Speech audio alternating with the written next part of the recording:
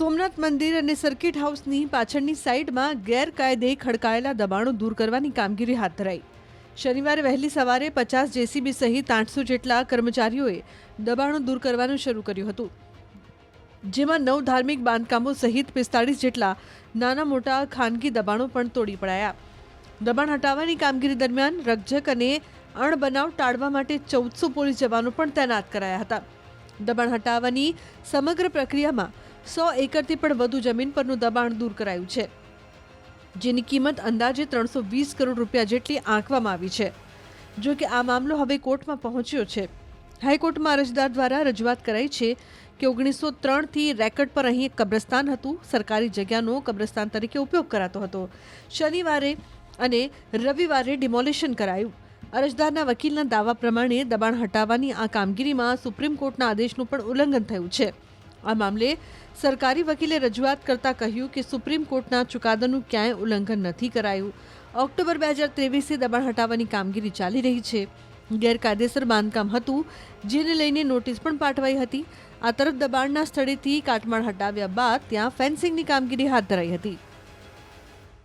ભાજપના નેતાઓના મોટા મોટા બિલ્ડરો કે મોટા ભૂમાફિયાઓના દબાણો સરકારને દેખાતા નથી, પણ ચોક્કસ તમે વેરાવળનો કિસ્સો લો, દ્વારકાનો કિસ્સો લો, પાવાગઢ માતાજીના મંદિર પાસેની દુકાનો, ઘરો તોડવાનો કિસ્સો લો, એવા અનેક કિસ્સાઓ છે કે જેમાં બુલડોઝર ફેરવી અને સરકાર જાણે વાહવાહી લેતી હોય, જાણે મોટું પરાક્રમ કરતી હોય એવી બડાસો મારે છે.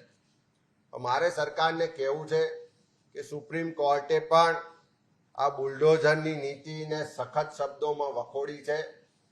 બુલડોઝર રાજ નહીં ચાલે એવું સ્પષ્ટ શબ્દોમાં કીધું છે.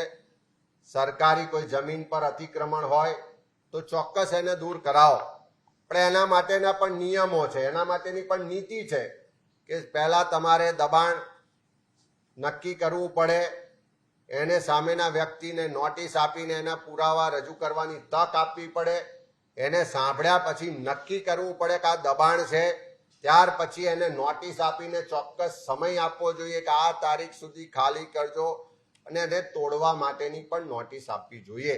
પણ રાતોરાત અંધારામાં ખાલી કોઈ મુદ્દાઓને ડાયવર્ટ કરવા માટે, ચોક્કસ લોકોને ટાર્ગેટ કરવા માટે રાજકીય ઈરાદાઓ સાથે જે અતિક્રમણ દૂર કરવાના નામે જે બુલડોઝરની નીતિ સરકાર લઈને આવી છે, હું માનું છું કે યોગ્ય નથી.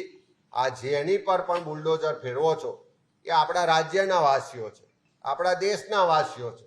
એમને બેઘર કરો, એમને રસ્તા પર લાવી દો તો એનાથી કોઈનું ભલું થતું નથી. ભાજપનું જૂનાગઢ કે બીજી જગ્યાના જે જિલ્લાના કાર્યાલયો છે, જે ગેરકાયદેસર બાંધ્યા છે, જે નિયમોનો ભંગ કરીને અતિક્રમણ કરીને બનાવવામાં આવ્યું છે, એ અતિક્રમણ દેખાતું નથી. વડોદરામાં વિશ્વામિત્રી નદીના કિનારે ભાજપના મળતિયાઓ માટે ઝોનફેર કરવામાં આવ્યો, ગેરકાયદેસર બિલ્ડિંગો બનાવવામાં આવી અને એના કારણે પૂરમાં આખું વડોદરા શહેર ડૂબ્યું. એ અતિક્રમણ સરકારને દેખાતું નથી. હજુ આસારામ આશ્રમનું અતિક્રમણ છે, એ દૂર કરવાની સરકારમાં હિંમત નથી, પણ ક્યાંક ને ક્યાંક પોતાનો રાજકીય એજન્ડા માટે ને પોતાના જે નિષ્ફળતાઓના મુદ્દા છે એને ડાયવર્ટ કરવા માટે ચોક્કસ વિસ્તારોને, ચોક્કસ સમાજોને જે ટાર્ગેટ કરવામાં આવીને આ ખોટા અતિક્રમણના નામે બુલડોઝર ફેરવવામાં આવે છે, એ હું માનું છું કે યોગ્ય નથી. હું માનું છું કે મંદિર હોય, મસ્જિદ હોય, ગુરુદ્વારા હોય કે કોઈ પણ ધર્મનું આસ્થાનું કેન્દ્ર હોય, એ લોકોના શ્રદ્ધા સાથે જોડાયેલો વિષય છે. એ અતિક્રમણ હોય તો પણ એના સમાજના લોકો સાથે ચર્ચા કરી, પરામર્શ કરી અને કેવી રીતે એમાં નિર્ણય થાય એ જોવાની જવાબદારી સરકારની છે. લોકોની લાગણી ના દુભાય અને ક્યાંક અતિક્રમણ કોઈ રીતે તમારા વિકાસમાં રૂકાવટ બનતું હોય તો એને ચોક્કસ દૂર કરવામાં આવે, પણ એની પ્રક્રિયા કરવામાં આવે, એમને સાંભળવાની, એમને પોતાનો મુદ્દો રજૂ કરવાની, પોતાના પુરાવા આપવાની તક આપવામાં આવે. રાતોરાત બુલડોઝર ફેરવીને કોકને હેરાન પરેશાન કે નુકસાન કરવાની જે માનસિકતા છે, હું માનું છું કે યોગ્ય નથી. જય સોમનાથ. હાલમાં આ કામગીરી બાબતે કોર્ટમાં કાલની જે અરજદારો દ્વારા પડકાર કરવામાં આવ્યો છે તેનો સંપૂર્ણ જવાબ રાજ્ય સરકાર દ્વારા કોર્ટમાં આપવામાં આવ્યો છે. કોર્ટમાં ચાલુ મેટર પર આ બાબત પર ચર્ચા કરવી એ યોગ્ય નથી, પરંતુ સરકાર દ્વારા અનેકો વાર નોટિસો આપવા જોડે જોડે બધા જ જે કંઈ લીગલ પ્રક્રિયા હોય છે એ પ્રક્રિયા પૂર્ણ કર્યા પછી અને ગયા મહિનાની 9 તારીખનો હાઈકોર્ટના ઓર્ડર જે છે તેને બી સંપૂર્ણ મીડિયા દ્વારા બી તેની સ્ટડી કરવી જોઈએ, એટલે સંપૂર્ણ જવાબ તમને મળી જશે. उसका डिमार्केटेड उसको कर दिया, लोगों को समझूत किया कि आप एनक्रोच एरिया में बैठे हुए हैं. तो उसके बाद उनको हमारी जो लैंड कोड है उसके अंदर हमारे सब डिविजनल मजिस्ट्रेट वेरावल ने उनको एक नोटिस भी दिया इस जगह खाली करने के लिए और 15 दिन का उनको टाइम दिया. 15 दिन में खाली ना होने से हमारे तहसीलदार ने अपनी टीम के साथ जितने भी ये एनक्रोचर्स थे उनको साथ में रख के पूरा हमने पंचनामा करवाया और उनको समझाया कि भाई 24 घंटे में ये जगह खाली करनी है. उस पंचनामे में उनका सिग्नेचर भी हमने लिया हुआ है.